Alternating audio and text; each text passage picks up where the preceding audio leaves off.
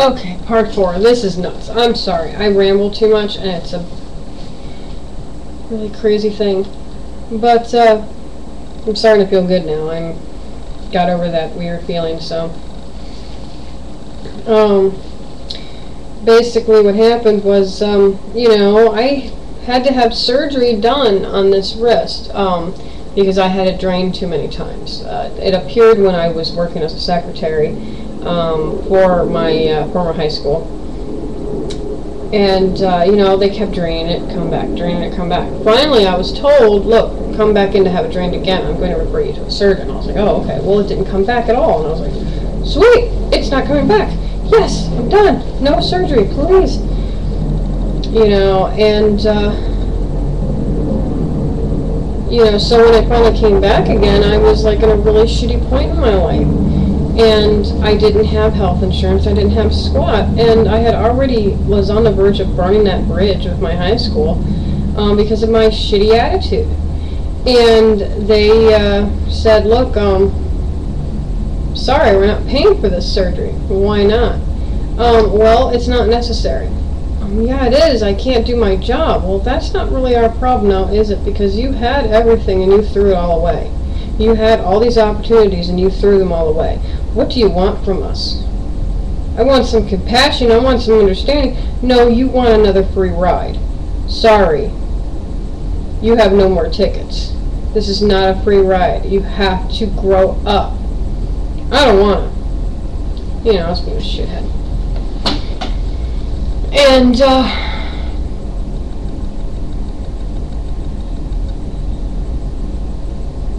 I'm just making sure, because this is straight from webcam, making sure that my camera's not acting all stupid. But yeah, I basically acted like a little twerp. And I was like, well, fine, you know, I'll just leave. Where are you going to go? I don't know. Well, you don't really have any, like, family around here, do you? No?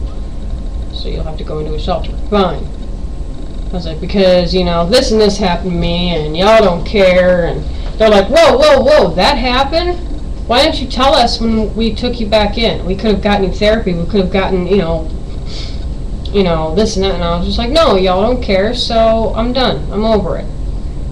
And they're just like, no, you're not. You're clearly shaken up, you know. This explains, you know, you're reverting back to acting like a little child. No, it doesn't. Fuck off. Well, they tried. They called the cop or whatever, and the police officer's like, look, I'm sorry. This happened so long ago. It had to have been consensual, and there's really no crime, so sorry, you're shit out of luck, pal. I was like, okay, you know, typical, but whatever. You know.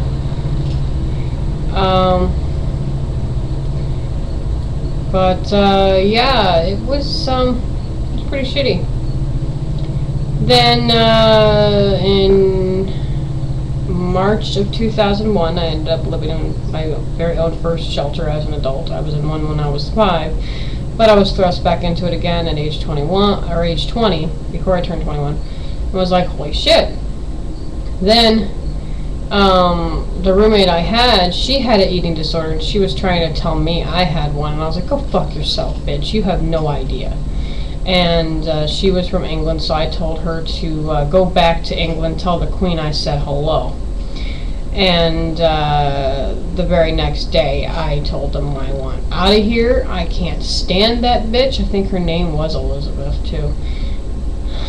So long ago. I don't even know her last name. Doesn't even matter.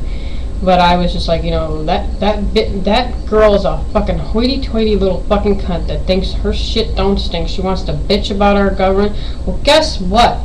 We broke off, our country broke off from England back in whatever, you know, 1700s. And then finally in 1776, we gave King Henry the royal fuck off. And we decided to become our own goddamn country, so I'm an American, she's living in America, she can get the fuck away from me. She can go immigrate back. I don't give a rip. And they're like, holy shit, you're really insensitive, you know, she's trying to better her life. I don't give a shit. She thinks that England is so fucking great and America is so fucking wrong, well then she can go fuck herself. I was very adamant about patriotism and, you know, everything back then. And this was before 9/11, and I had no clue that that would happen. So I moved into yet another shelter. And this was a smaller shelter, more close-knit shelter. People were really nice, you know, and it was a really nice shelter. However, there was one woman there that was kind of taking advantage of me, and I didn't realize it. You know, I gave her my coat. I bought things for her. I almost had my bank account bounce. I mean, she tried to take care of me like I was her baby. And I was really vulnerable at that time. And so I was getting suckered into it, going, sure, I'll love you, Mom, but I'll call you back. And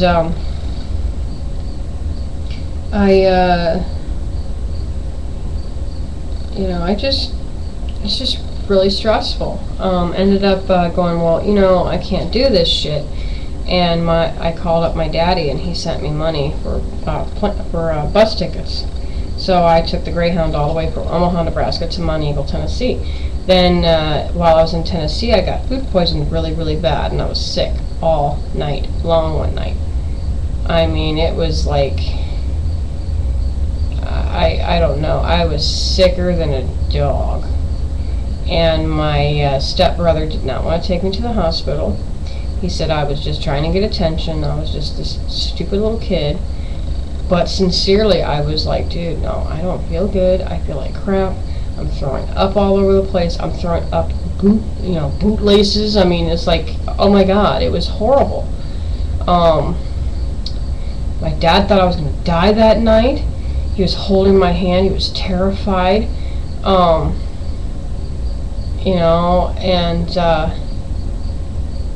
That threw everything so in the other direction, to where I wasn't eating my emotions anymore. Now I was going to, run from my emotions. Literally, I would only eat once a day, and it was only one thing. It was like I'd eat one thing and drink one thing. So if I had a candy bar and a Pepsi, you best believe that shit's gonna last. Yeah. Then I got a job working at the Dairy Queen in town, and I was kind of better able to go, well, I'll just have burger and fries and chocolate shake as my main meal, and then I'll just have one snack if I start feeling crappy. Because I was riding my bike all over town, I was doing all kinds of stuff. Well, then the Dairy Queen closed, and I was like, shit, and now I got to move back to Nebraska. And the night before I took the bus back, I tripped and fractured my ankle. Yes, Murphy loves me very much. He loved me a long time. And so I was planning on going into a shelter. And I had asked the continuing care supervisor to just give me a lift to a shelter and drop me off, and I'll figure out my way, because I had already just screwed things up. And she's like, oh, no, they're willing to give you a final chance. And I was like, okay. And I was like, well, cool. Well, then when I fractured my ankle, then I was like, shit, they're really going to hate me now, because they're going to think I planned this. I go in, and they're, true to my word, true to my assumptions. They were just like, oh, you faked an injury, so that way you can, rest on your laurels. And it's like, no, I'm really sorry. I screwed up bad, and you guys gave me a lot of chances, and I don't know what to do. And they're just like, yeah, you faked this injury. And I was like, I faked it? They're like, yeah, you planned it. No, I was running down some steps and I slipped. And they're like, uh-huh. So I took the boot off, that to this day still haven't paid for. Took the ace bandage off my foot.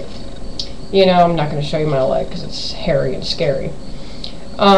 Showed them my ankle, and the ankle bone. I'll just do a comparison. You see how the wrist bone's like this normally? How it's just slightly smooth, slightly bump. Well, my ankle was swollen out to like here, and from like all the way my toes to about like the first knuckle of my toes was like this deep, deep purple. I mean, gorgeous fucking shade of purple, because I love purple, favorite color. But it was this deep bluish, like just raw, like monster fucking bruise. All the way from like the first knuckle all the way around the ankle and everything like that, and started to fade up a little bit towards the top. And one of the supervisors, she had just, found out she was pregnant. She nearly threw up. But she maintained her composure, and she was like, no, you're clearly making this all up for attention. I was like, oh yeah, because I'm just so good at special effects. Thanks a lot. Now I know how you guys really feel about kids who have a hard time growing up. I know how you guys feel now. I know exactly how you guys think. Basically, I'm a throwaway kid. Oh no, we never called you that. Oh, of course not. And all the advertising for this place, it's like, oh, you're not a throwaway kid. You're not this, you're not that. We love you. Come to our place to stay. But you're going to have to kiss our ass. You're going to have to suck our dick. And they were just like, what? Are you drunk? Are you high? Are you stoned? What's wrong with you? And I was like, I'm on a painkiller right now that makes me sick to my stomach. Turns out it was Vicodin. I found that out years later. And it was like, you guys are fucking nuts. I was like, I can barely eat, I can barely sleep, I can't even fucking move on my own without crutches. It's very frustrating for me. And I was like, I learned my lesson, you guys, and I'm coming back to you, begging you to help me get on my feet, help me get back on my health-wise. Help me. Help me, help me, help me, help me. I'm sorry, I will lick your boots. I will do whatever it takes, just help me get my health back in order. I'm in hell right now. Please help me. And they said, okay, you've got 2 weeks to find a job, or you're out on your ass. I'm on crutches. Yeah, so, whatever. You need to find a job in 2 weeks, or you're going to have to go into a shelter. I'm like, okay. So what I did is I went and tried to get a job, and every place turned me down. As soon as they saw me in crutches, they were like, nope, sorry, nope, sorry, nope, sorry, nope, sorry, nope, nope, nope, nope, nope. Even Shopco was like, hey, come back with a doctor's note saying that you can stand on your feet for at least 4 hours and you got a job. It's like, no stool? We don't have stools for our registers. Right. Okay, thanks. About a week and a half into it, I was like, you know what, I give up. And I went back into a shelter again. And this time it was at a lady's house, and she completely manipulated me and caused me to lose all of my belongings, all of my poetry, all of my pictures from my childhood, pictures that were heirlooms, my class ring, my chastity ring, everything gone. And that was a nightmare. Whatever part is next is next.